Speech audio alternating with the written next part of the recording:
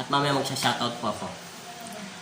Ito lang po yung gusto ko lang po to sabihin sa mga taong nanonood sa akin. Kung ayaw nyo pong panoorin ng video nito, huwag na po kayong skip nyo na lang. Para lang po to sa mga spiritual na naniniwala sa Panginoon Kristo na sa mga manggagamot. Ang gabay po, uulitin ko, ang gabay natin ang Panginoong Kristo. Huwag po tayong aasa sa medalyon, sa bagay na anting-anting. Meron din po ako yun.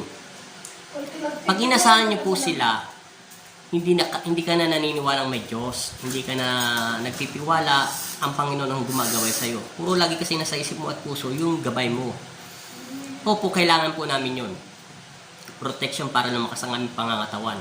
Para po yun sa mga kalaban namin, mga body spirit, etc. na hindi namin matutukoy kung biglaan silang aatake sa amin. Pero po, ito lang ang natutunan ko para sa akin bilang instrumento ng Panginoon Kristo. Natutunan kong ang gabay ko ang aking Ama sa Langit. Yung pinakamabisa at sandata natin na ang gabay ang Panginoong Jesus at Amang Nazareno at ang Ama ko sa Langit na Ama nating lahat. Siya po ang pinakamabisang sandata na gabay para itaboy ang mga body spirit o anumang mangyayaring sakuna trahedya, disgrasya sa katulad ko po na naglalakbay na nagagamot sa mga tao. Hindi niya naman siguro po ay tulutan na may mangyari sa akin, pero kung ito'y nakatakda na, ano pong magagawa ko kung kinakailangan na akong ng Panginoong Kristo sa kanyang tahanan sa langit. Pero habang binabasbasan niya ako at naglilingkod sa kanya, habang nabubuhay ako dito sa lupa, magagamot ako sa spiritual ng Panginoong Kristo. Basta't importante, wala pong limitado ang paggagamot, bata man o matanda. Kasi po yung iba gusto pong matutong magamot. Ang pinaulit-ulit ko yan sinasabi sa mga pasyente ko, gusto po nilang matutunan ng kakayahan. Sinabi ko sa kanila, hindi ako manggagamot. Hindi ko tinataas ang bangkuhan ko. Kahit marami ng himala, exorcist, etc. Kahit yung iba, hindi na po nakukuha sa video dahil tamad po ako mag-video dati. Kasi istorbo po yun sa paggagamot. Pero ginawa ko lang ang pagbibideo sa para hindi po sumikat. Para ituro sa lahat ng mga tao, mababaw na ang ating pananampalataya, pananalig, kasi lagi po tayong naiinggit, nagagalit sa ating kapwa, kung ano-ano ng chismis, kung ano-ano mang pumapasok sa isipan natin, inainggitan natin ng tao. Kasi bakit po yun? Dahil ang demonyo ang naghahari sa ating isip at puso, hindi na ang Panginoon. Ginagawa ko ang pagbibideo para lang po ipakita sa tao na magbalik loob tayo sa Panginoon. Tayong lahat, kahit ako, kasama na rin po kanyo, kahit sino po, tao sa buong mundo. Kasi po, napupuno na ng kasama ng mundo natin at kung ano-ano pumapasok na masama sa ating isipan, sa ating kapwa. Kaya bawal po minsan mga judgmental, kung ano man po pumapasok. Hayaan nyo po buhay nila yun. Ang importante, naniniwala ka na Diyos, wala kang kasalanan sa ginagawa mo sa kapwa. Hindi naman tayo perfecto. Pero ang sinasabi ko lang po, hayaan nyo po siya, ipagdasal nyo po siya, huwag nyo po siya kainggitan. Inspiration natin, number 1 ang Panginoon po. At pangalawa ang ating sarili. Importante ang ating pamilya, na walang sakit. At kung ano man binibigyan ng Diyos, tanggapin natin to at huwag tayo magreklamo. Ibibigay naman ng Panginoon Kristo ang ating hiniling. Basta tumingi lang tayo ng tawad at buong puso. Kahit ako, marami akong sakit, hindi ko rin po alam paano ako natutong maggamot. Basta binigay lang po ito ng Panginoon. Gift lang to sa akin. Hindi ko po ito pinag-aralan. Kahit nga ako minsan nasisira na ulo ko sa kung paano ko nalalaman ng sakit ng tao. Kahit ako nagugulat po kung paano sila gumagaling. Yung iba gusto pong matuto. Alam niyo po ba pag gusto niyo mapilit kayo na gusto niyo matuto sa paggagamot, marami kayong dadaan pagsubok. Number 1, una sa pananampalataya. Pangalawa, palalakasan mo yung spiritual mo. Pangatlo, marami kang dadaan ng pagsubok sa iyong pamilya. Lahat, maraming kukutya sa iyo sa pagkatao mo. Tandaan niyo po yan.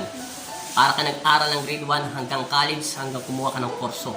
Ganun po katindi ang sakripisyong gagawin mo. Parang kasi only talagang binigay ka ng Diyos at lihitimo kang manggagamot, binasbasan ka ng Panginoong Kristo. Pero kung natutunan mo lang to at ginawa mo lang to dahil gusto mo lang, dahil may gusto ka lang patunayan, hindi pinuubra. Kasi alam niyo po bakit? Lahat ng sakit ng ginagamot ng taong yon ay babalik sa kanya. Hindi sa kanya, sa pamilya niya. Kasi hindi niya po kaya taboy ang masamang espiritu. Ang pagkukulam ay tao din po yun. Tao pa rin sila. Kahit marunong sila mangulam, o kahit mambabarang pa sila, kahit nagdadasal pa sila sa demonyo, kahit binenta na nila ang kaluluwa nila, pag-aari pa rin ng Panginoon Kristo yun. Pero ang mga diablo, exorcist, yun po ang pinakamahirap kalabanin. Kasi alam niyo po, hindi yung binabasihan sa physical na lakas. Yung kahit malaki katawan mo, kahit macho ka pa, etc. Hindi po yun nakukuha sa ganun. Spiritual. tibay ng pananalig at pananampalataya. Walang takot ang iyong puso at malinis ang busilak mo. Wala kang inisip na masama kahit babae man ito lalaki ang kaharap mo. Importante, naniniwala kang na Diyos sa iyong puso at isipan. Ang Panginoong Kristo lamang ang maghahari sa iyong bibig, walang sino man. Yun ang espiritual. Handa kang magsakripisyo ng buhay, maglingkod sa Panginoon. Dahil ibibigay ng Diyos ang iyong kapangyarihan, basbasan ang iyong katawan lupa, upang siya ang maggamot at magpataboy ng masamang espiritu, hindi ang mga tao. Tayo lahat ay instrumento ng Panginoong Kristo. Walang sinugo ang Diyos kung tayo lahat sinugo ng Panginoong Kristo para mabuhay at magbigayan at magmahalan bilang anak niya dito sa lupa. Si Jesus, siya po ang sinugo ng Ama sa langit dito sa lupa para maglingkod at ituro sa atin ang mga dasal at lahat at inako niya mga kasalanan natin at kaya tayo nabubuhay sa mundo. Kaya paulit-ulit ko sinasabi niya, mahirap po pag-aralan ng paggagamot. Sa inyo po babalik lahat ng sakit. Kayong iba, tumatanda agad ng mga muka. Kasi pag nag-aral po kayong paggagamot, marami kayong dadaanan ng pagsubok, hindi po kayo makakatulog. Marami kayong pagdadaanan ng pagsubok talaga. Mas maganda, ibinigay ng Panginoon sa Kristo. May basbas ka, binasbasan ng Diyos. Hindi mo po kailangan tawasin. Kung ikaw ay binasbasan ng Diyos, ito po ang sasabihin ko sa inyo. Kung ikaw ay binasbasan ng aking Ama sa langit, sigurado po, hindi mo po kailangan tawasin ang iyong sarili. Ngayon lang po ako nakarinig. May taong nagtanong sa akin yan, isa kang manggagamot, kailangan mo bang tawasin ang iyong sarili para lang proteksyonan at hindi ka tabla ng kumbate, yung sinasabi nila makipaglaban sa mga body spirit. Kaya ka nga instrumento ng Panginoon Kristo dahil naniniwala kang may Diyos sa puso mo. Hindi ka kayang saktan ng masamang espiritu. Ang Panginoon Kristo ng isang anghel na gagaway sa iyo upang ito ay hindi ka mapahamak. Kaya ka nga naniniwala may Diyos sa iyong isip at puso. Bakit kailangan mo pang isa kang manggagamot tapos tatawasin mo ang sarili mo dahil tinabla ka ng sakit ng isang spiritual? Ibig sabihin po yun, nag-aalinlangan ang pagtitiwala mo dahil ang iniisip mo, ang gabay mo, yung sinasabi nilang gabay na anting-anting. Ang anting-anting po, doon po napapahamak ang mga taong yan ang sinabi ng Inang Salome at ni Tatay Maria Santos at mga dakilang manggagamot yung unang panahon. Yan ang sinabi niya sa akin. Huwag kang aasa sa iyong agimat o anting-anting dahil minsan napapahamak ng sobra-sobra. Sila ay gabay mo lang para palakasin ang iyong katawan lupa. Pero ang spiritual mo kailangan manatili sa Panginoon Kristo upang maging malakas rin ang katawan lupa mo at gagabayan ka ng Panginoon. Ikaw rin habang nabubuhay dito sa lupa. Naglilingkod ako para sa Panginoon habang ako'y nabubuhay. Yun po ang sinasabi pong spiritual. Handa kami magsakripisyo ng buhay alang-alang sa pag-ibig ng Diyos sa amin para sa ating lahat. Para turuan po kayo ng magandang pananalig at pananampalataya. Huwag po kayong mga ngarap basta-basta kailangan nyo matutunan ang paggagamot. Magsasakripisyo ang buhay nyo at ang buhay ng anak mo o buhay ng pamilya mo. Tandaan nyo po yan. Hindi po basta-basta pinag-aaralan ng paggagamot. Kusa ito binibigyan ng Diyos. Kahit ito hindi ko ito pinag-aralan. Ako ay hindi marunong magdasal. Kusa itong pumasok sa isip ko. Marami akong dinaanan ng pagsubok na hindi ko kayang ipaliwanag. Kanino man o sensya. Mahirap paniwalaan. Baka sabihin na sira ulo ako.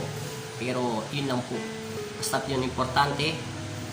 Kahit ako nagugulat ako sa mga pasyente ko kung paano sila gumagaling. Mahirap po tagapaniwalaan. Importante, nagtitiwala tayo sa Diyos. Siya ang gabay natin. Siya ang sandigan natin, siya ang pinakamalakas na sandata natin at walang tatalo sa Kanya. Kahit may anting-anting ka pa, hindi ka kayang talunin ng kalaban mo. Kahit sino pa siya, kahit siya yung pinakamalakas sa ilalim ng lupa. Basta nagtitiwala ka sa Diyos, hindi Kanya kayang saniban. Kahit sino pa.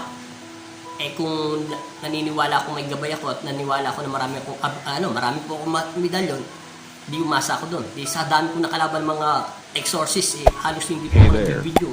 Di sana ngayon, pinipit yung mga katawan ko. And also press this bell icon. Hindi. Iniisip ko lang, andyan ang aking Ama sa puso ko. Nandiyan si Jesus. Siya ang magagamot. Instrumento niya lang ako. Lagi lang po yun ang pumapasok sa isip ko. Yun ang sinasabi ko sa isip ko, tulungan mo ko, Ama. Hindi ko kakayanin gamutin ito kasi hindi ko po nakikita ang aking kalaban. Ipagkaloob niyo po sa akin ng basbas. Kung paano po siya gamitan o ano po ang dapat kong gawin. Kahit alam ko na ang lahat ng gagawin ko, hindi pa rin ako nagtitiwala sa sarili ko. Nagtitiwala ako sa Diyos dahil siya ang aagapay para gamutin ang kapwa ko tao. Yun po ang tinatawag na spiritual. Buong puso ko, tinatawag ng aking Ama.